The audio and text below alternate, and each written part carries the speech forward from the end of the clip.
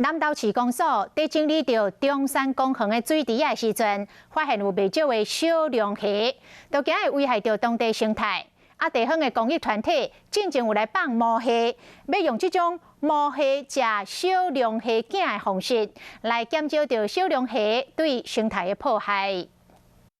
为着好地方乡亲有一个欣赏鱼仔散步的好所在，南投市公所特别为中山公园的水池仔重新甲漏水拍算要饲金鲤，结果发现讲这水池仔内有真济小龙虾。经过我们测试啊，我们放了几天的笼子，大概就小龙虾大幅的减少。 南投市长宋海林讲有接到民众伫讲中山公园的水池仔内有小龙虾，所以讲来遮放1000只的台湾毛蟹来控制小龙虾数量。